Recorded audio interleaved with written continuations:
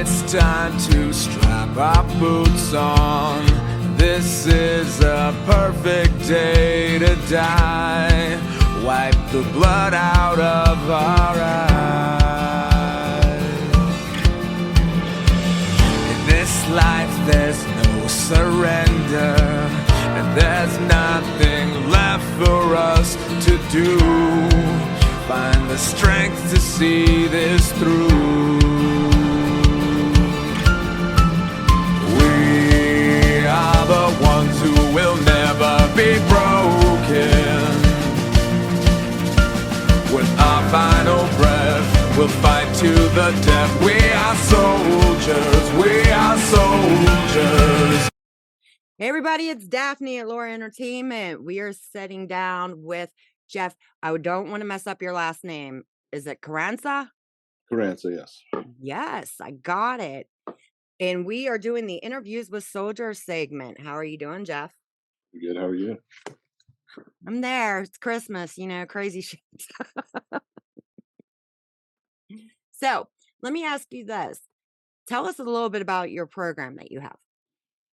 So I have a nonprofit in Georgia called Onset Soldiers, and the concept of it was built around, giving back in some way to the community and the community around.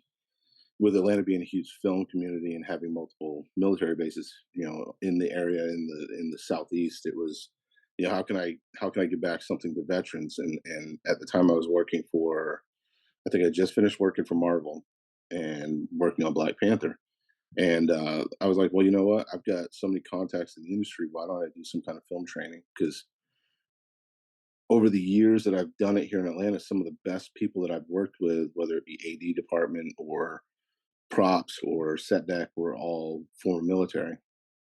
So I was like, well, you know what? I can use my contacts and the platform that I have with my casting to be able to do something and create a training program for that. So Onset Soldiers is basically, it's a two kind of chapter deal where we create a training program that's free to veterans, through sponsors and grants if we can get grants. We do 4 to 6 weeks of training in all departments. And then while the training's happening, we're prepping an actual project. So at the end of training, they go straight to set and they get on the job training with people that work in the industry that can hire them on future projects. Cool. That is definitely cool. I know a lot of actors actually that have been in the military. They make awesome actors. Oh yeah, fantastic crew and cast. Yeah. I went ahead the other day and added your the link for this actually is in the resource link that is up on the pages for lore. Definitely. So how long have you been doing this? The nonprofit itself has been open. I want to say we're coming up on 4 years. We started it right before COVID happened.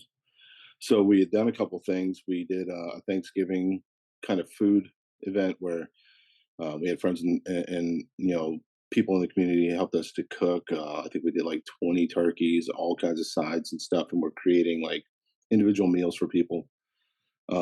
We had, and at one point we had a take a veteran fishing tournament that we were scheduling, and then COVID started. So Oh, everything within breathing distance was basically canceled. So we hit a real big roadblock with that, with the COVID part, because everything that we did was face to face.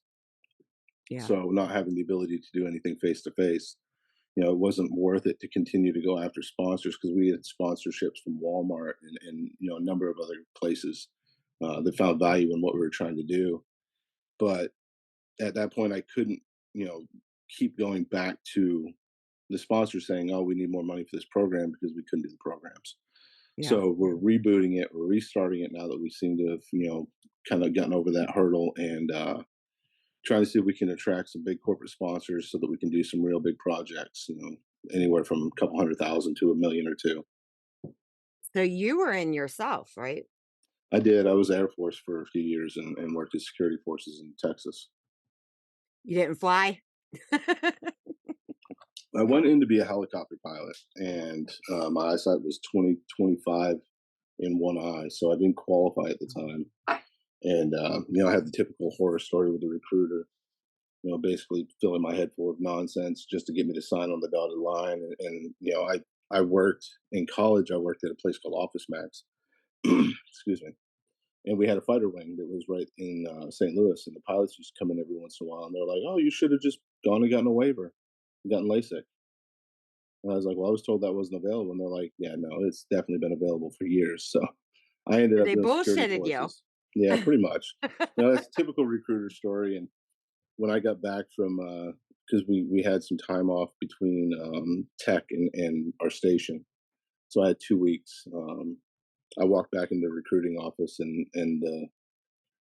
the gentleman that was in there, the officer that ran that office, looked out his window and came out and said, "You need to come with me," and pulled me into his office. He says, "It looks like you're getting ready to do something really bad. So tell me what's going on." And I went through the whole spiel, hazing in boot camp, and just all kinds of stuff. It was he. I just wanted to go and look the guy in the eye that lied to me, and tell him what I thought of him. But Yeah. it was that was an experience.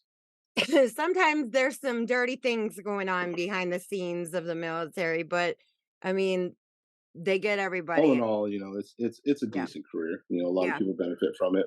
As a nation, we benefit from it, and you can't, you just have to admire anybody that's willing to give up years of their life for service to their country, to make us secure. So Yeah, because if it wasn't for you soldiers, we would not, nobody, I mean, it doesn't even matter if it's in this industry or not in this industry, we would not have the freedom to do it. People need to be a little bit more respectful. That's for just sure. the way I feel about it.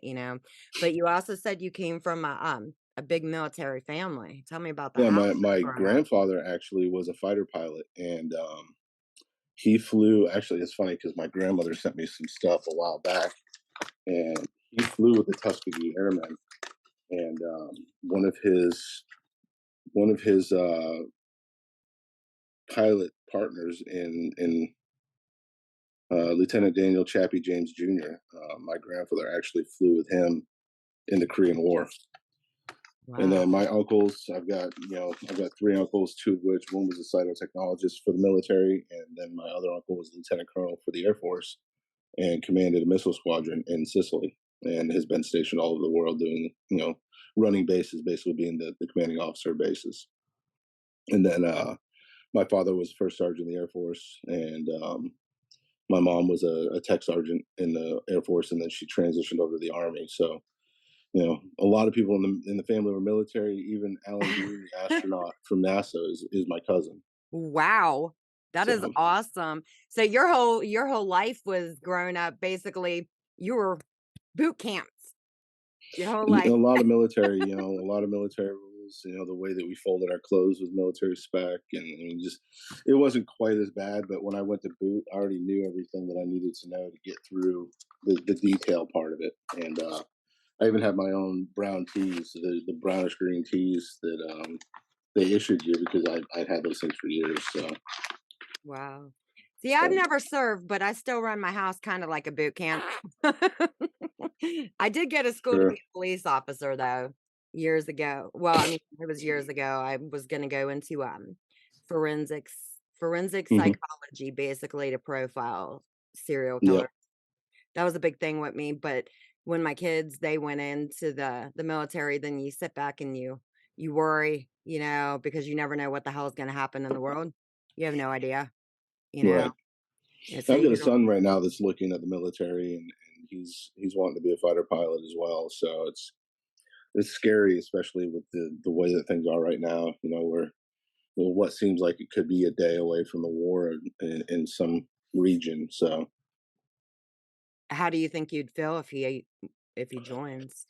uh, I mean, I would support the decisions that he's making if that were the case. He's wanting to do his aviation degree program and then go in as an officer, which would be better in a way, but at the same time, I have a hard time, like you were telling me before we started this. You didn't get notified about something with your son, and having Mm. somebody show up at my doorstep and handing me a flag. It's to me, my son's more valuable than that. So it's one of those things where it's hard for me to see him go down that road when he has opportunities and he really needs to think his decisions through, because that's for that kind of a thing. That's a 10-year commitment versus like an enlisted doing 4. Yeah. So he would have, he would do ROTC through college, and he would get his training that way and do a boot probably during the summer after second year of college. Um, and it looks like they waive OCS now for ROTC in college. But at the same time, once you're in, you're pretty much wherever they want you. They want to station you over in the Middle East, you're stationed over in the Middle East, and you Yeah. don't really have a whole lot of choice. So, if he does, it's great. If he doesn't, I support him either way, and he could be a great airline pilot as well. So, Yeah. My son, he is in the process of getting out of the army, but with the stipulation of he's re-enlisting into the National Guard, which I don't okay. I'm not So he's really understanding transitioning from one why. to the other. Yeah, but he said because he's stationed at Fort Hood, so they won't, I guess, deploy, and he Unless wants something to severe deploy. happens, typically not. Yeah. Yeah, and when he told me that, I was like, "Why won't they deploy?" He goes, "They just don't deploy here."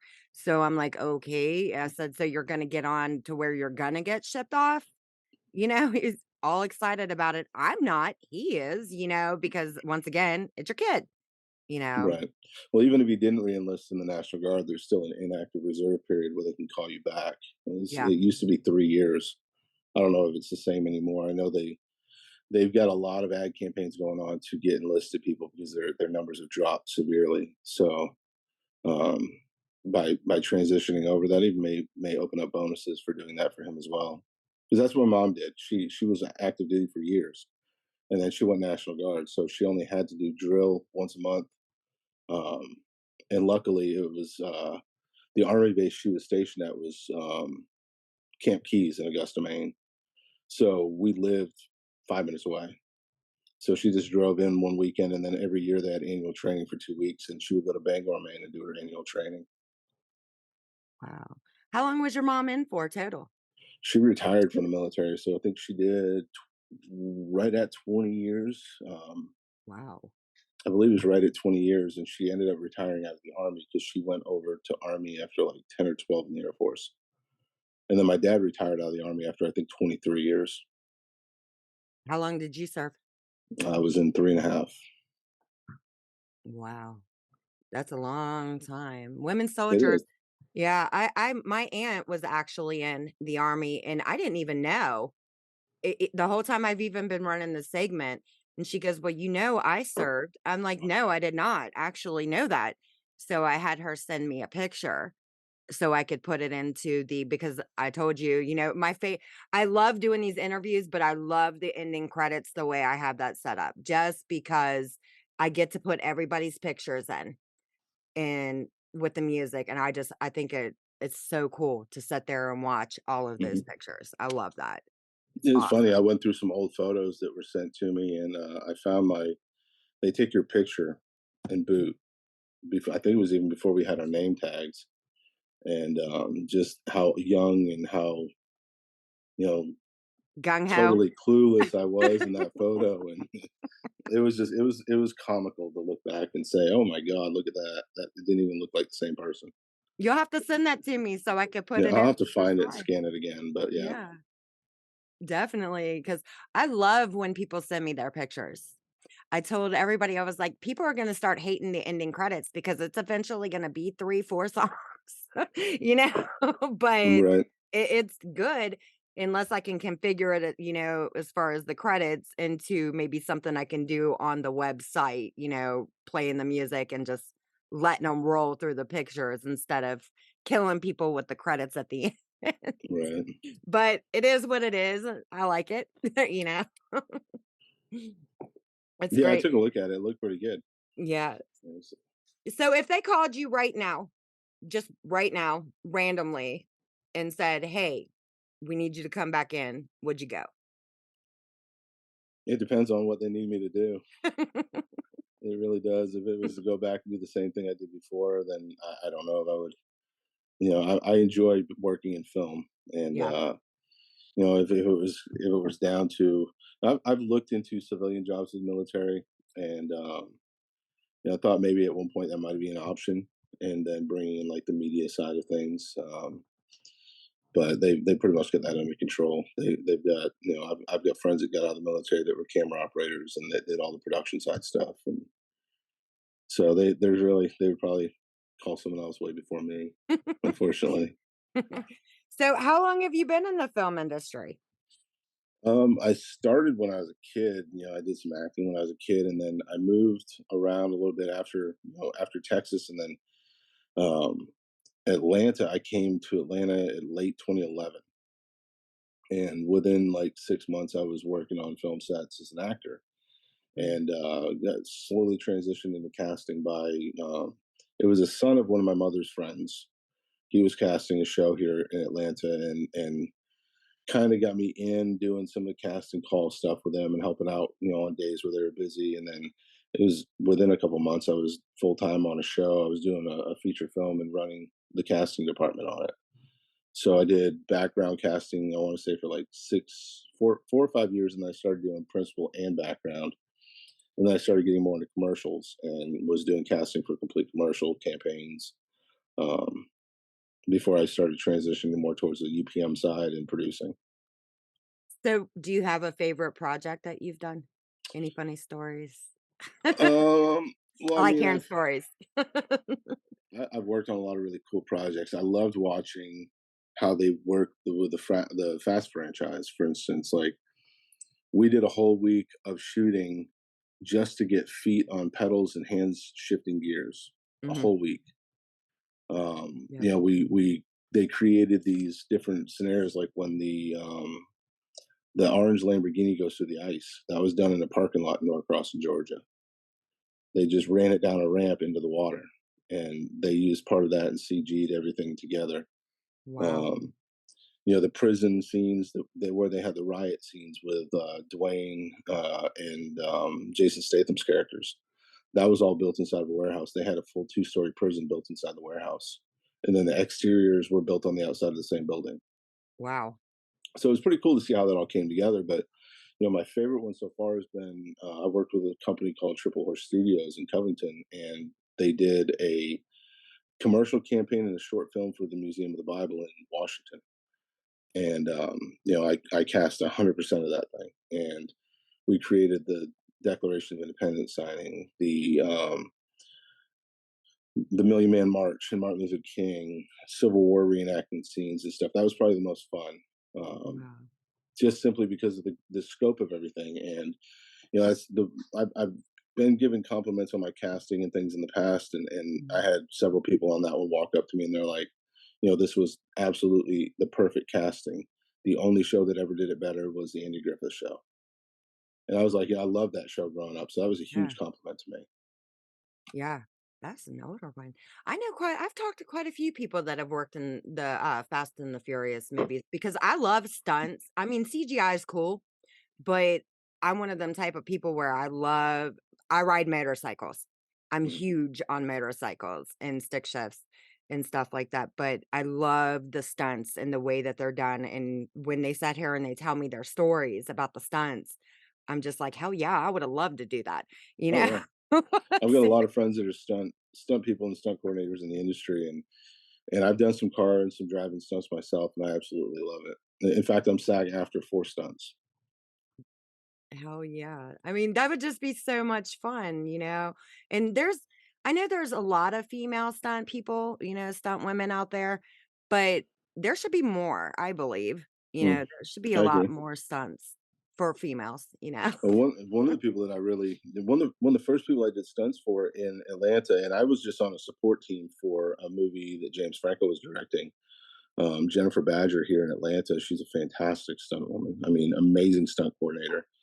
Um, and it was really great getting to work with her and a couple other people. A friend of mine named Jessica, she's a stunt woman, and I've met a lot of people over the years, and I think it is transitioning. I think there's a lot more female stunts now than there were back in, say, like the 80s and 90s. Even though like Jessica, or not Jessica, Jennifer she's been in the industry for years now, and has done really cool things from Charlie's Angels to the Will Ferrell NASCAR movie. I can't even think of the name of that one, but she's done some huge films. And Talladega Nights. Talladega Nights, yeah, she Yeah. was in that one too, I believe. And but people like her actually, she's amazing. She's an amazing, and her husband is an amazing stunt coordinator as well. They both work, really hard in the industry. And you know, just like everyone else, one of my closest friends is Mark D'Alessandro. He was with Stallone for like 27 to 30 movies or something like that, and coordinated all of his stuff. And it's I have a lot of respect for those people because they put their bodies through Hell. horrors to get Yeah. through some of these films. And he always tells me about the scene in Cliffhanger where he had to jump across the cliff and grab onto a ladder.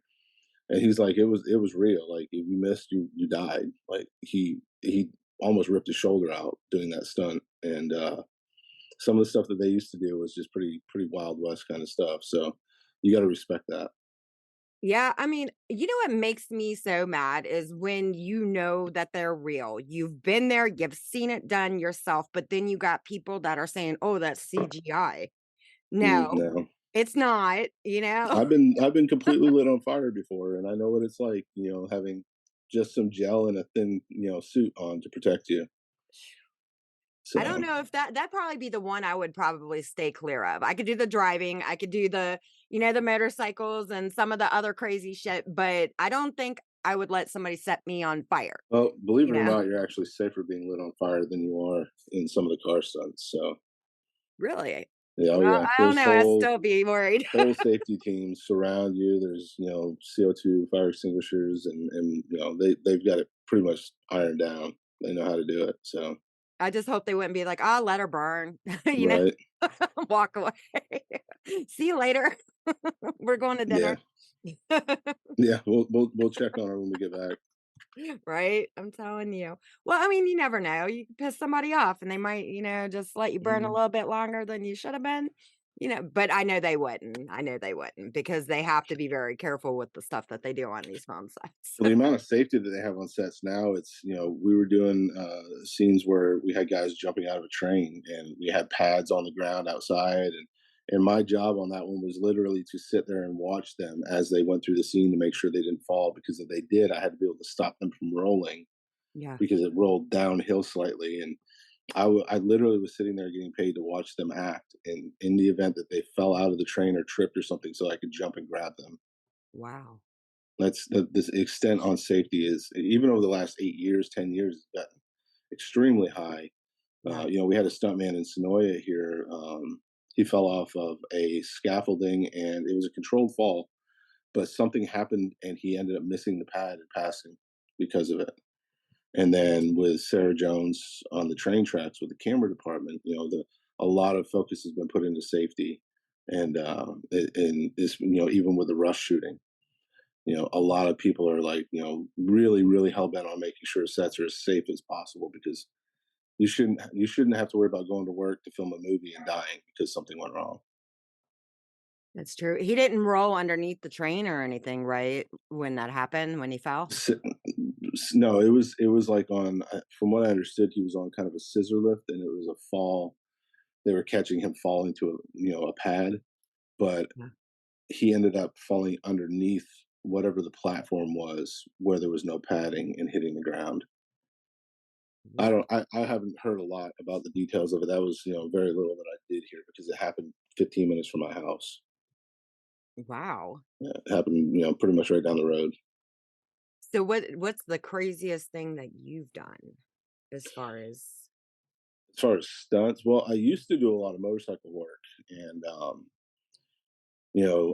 I've done extremely high speed wheelies and things like that, 120 plus miles an hour.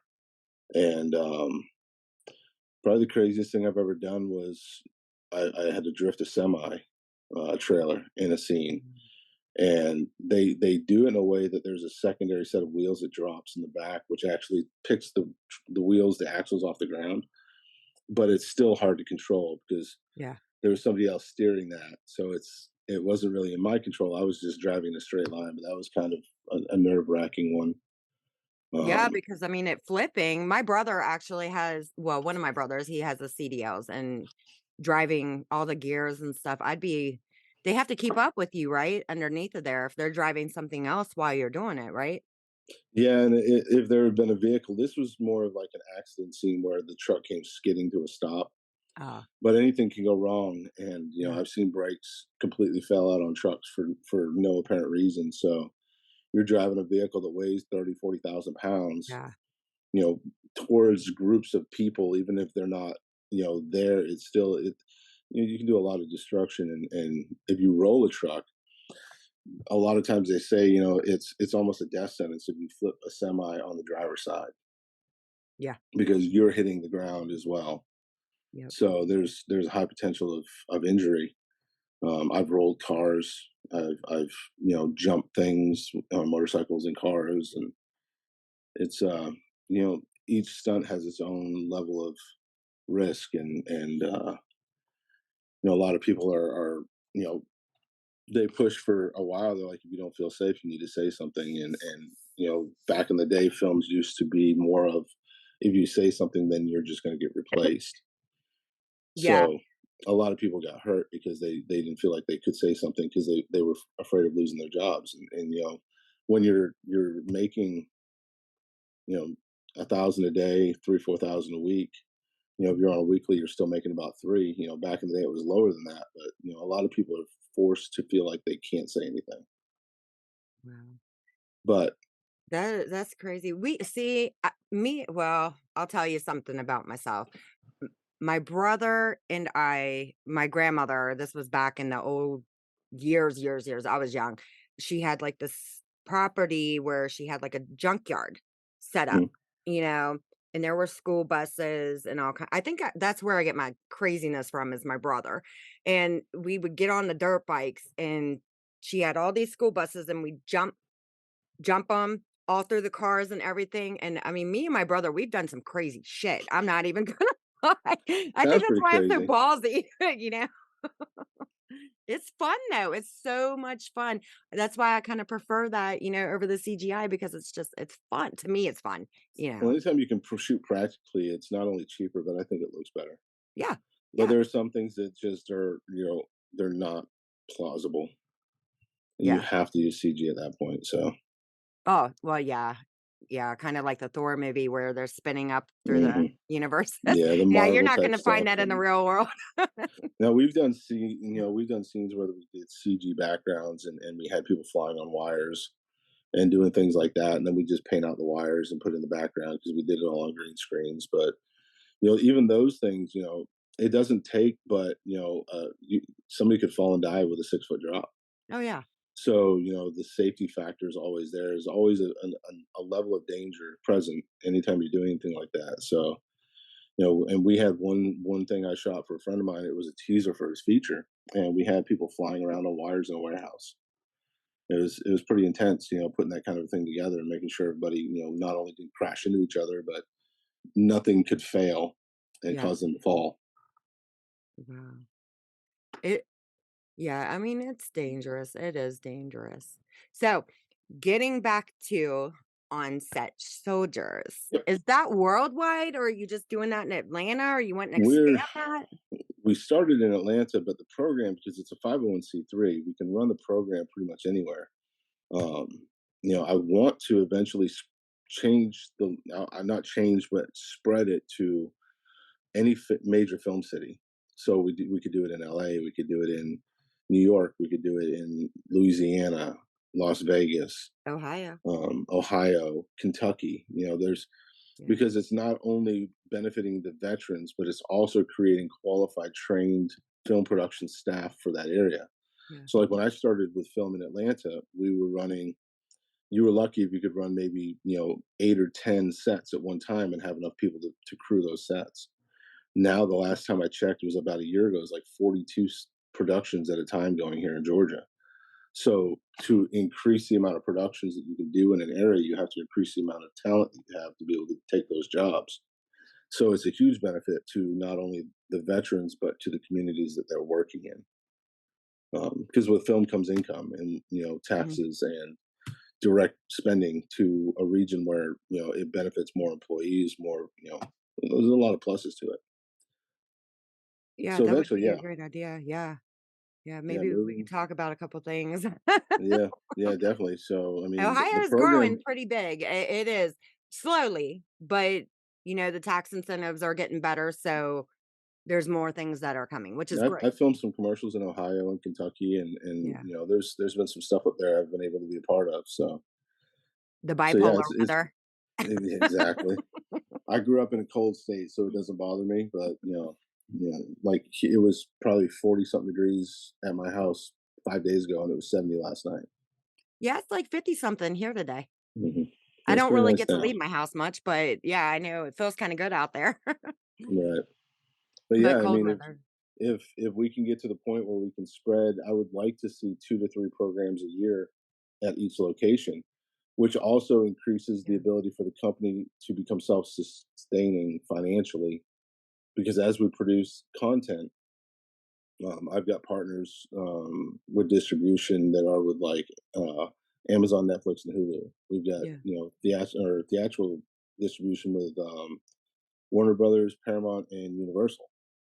So through the partners, I've got an ability to distro whatever it is we're doing, and then as those start to make money in viewing or ticket sales or streaming, then it directly ports back into the nonprofit. And then at some point, we become a self-sustaining entity, and we are running on our own funds.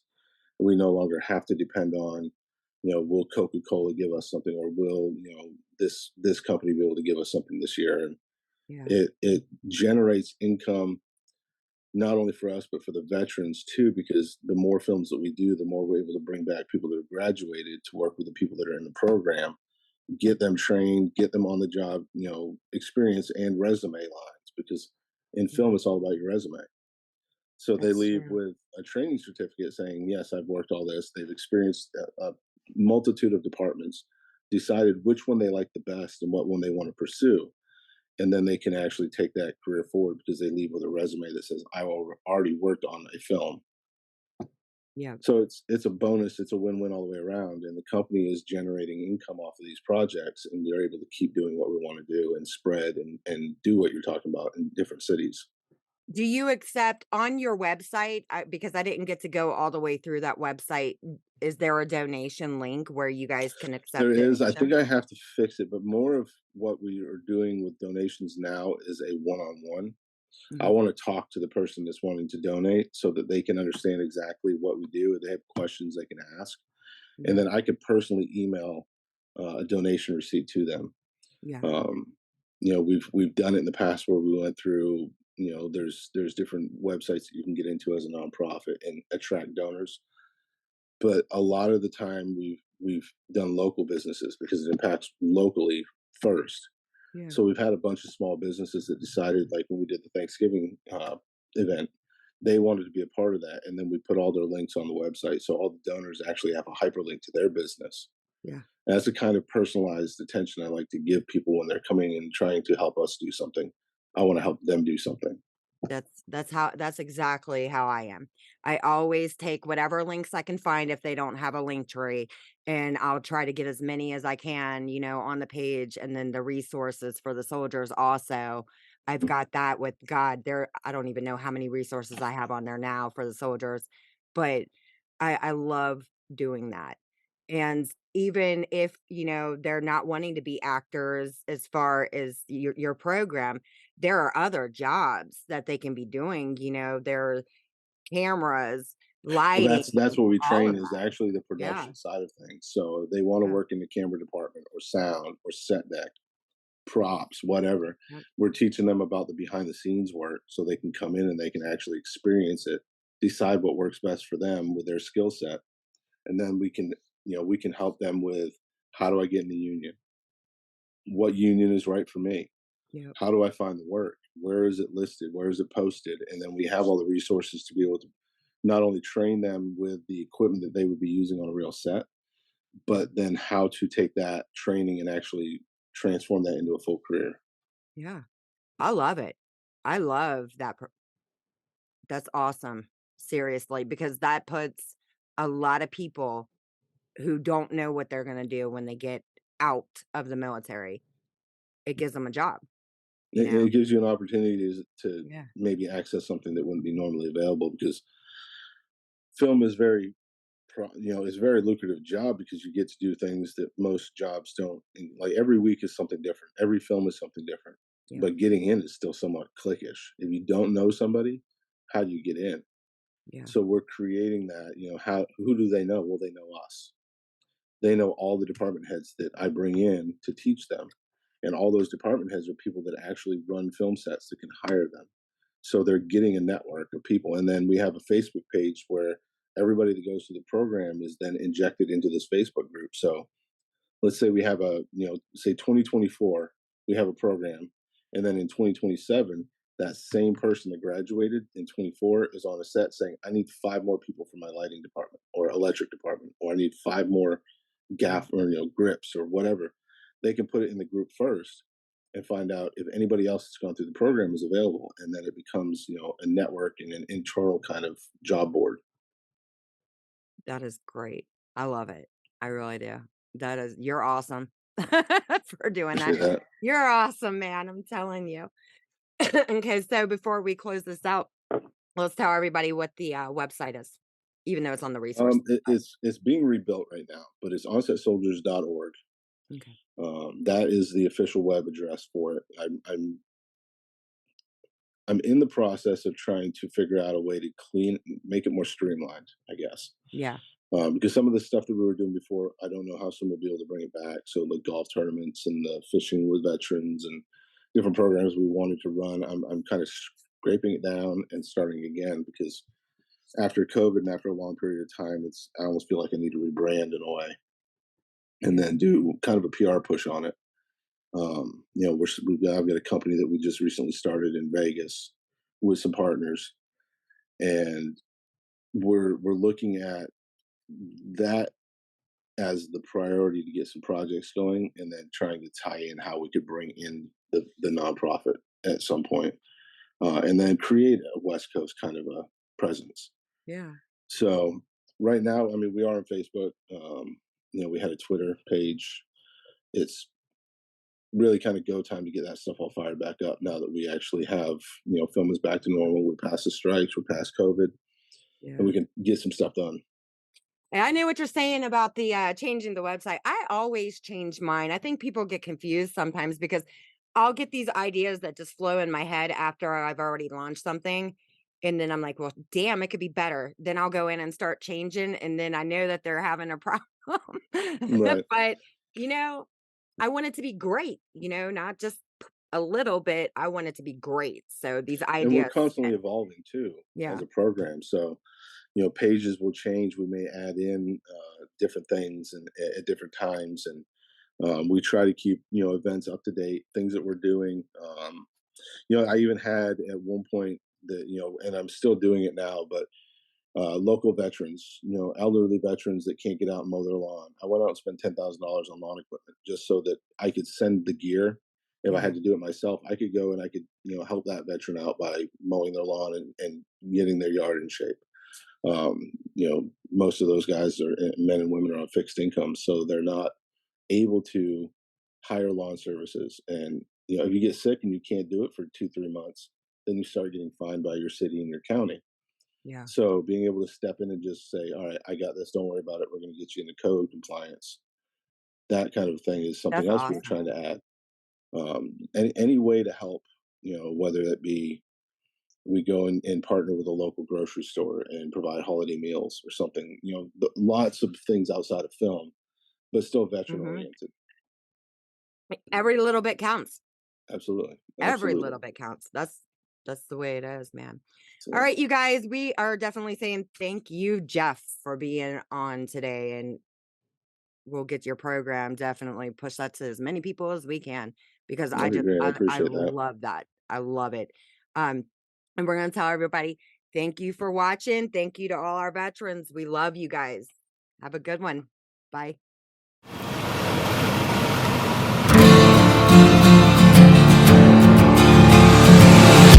It's time to strap our boots on. This is a perfect day to die. Wipe the blood out of our eyes. this life there's no surrender, and there's nothing left for us to do.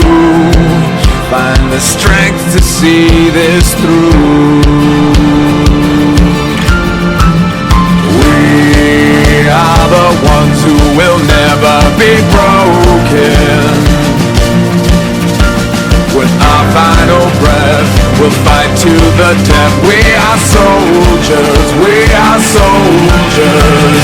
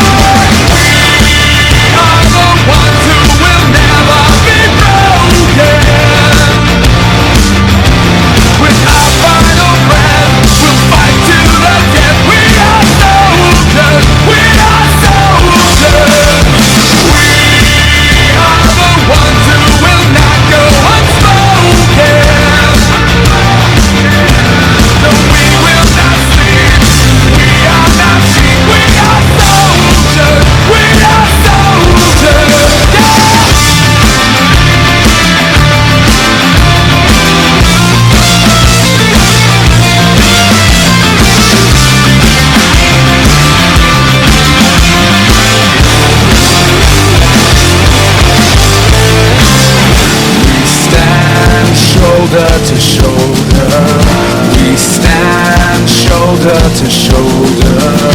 We stand shoulder to shoulder. You can't erase us, you'll just have to face us. We stand shoulder to shoulder. We stand shoulder to shoulder. We stand shoulder to shoulder. You can't erase us, you'll just have to face us.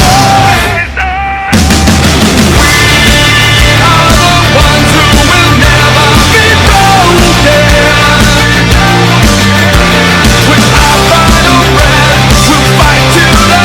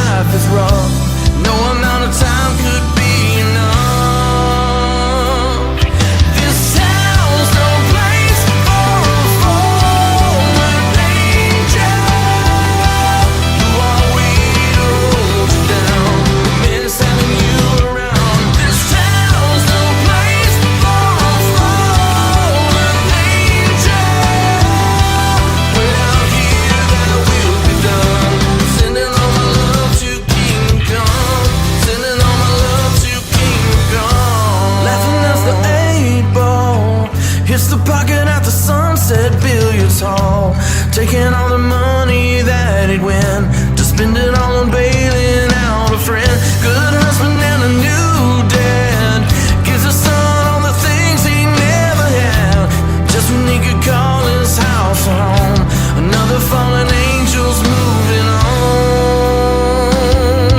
This town's no place for a fallen angel.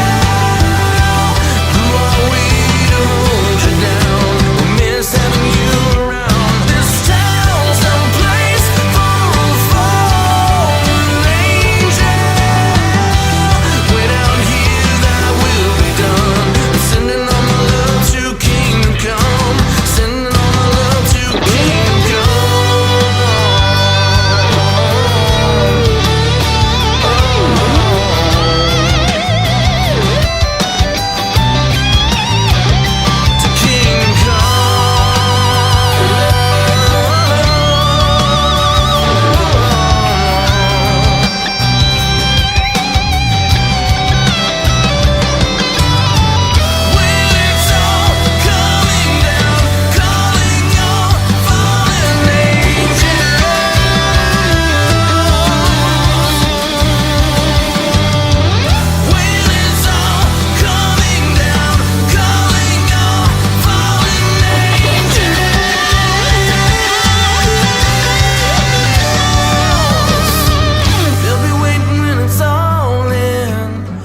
feel him everywhere I've ever been.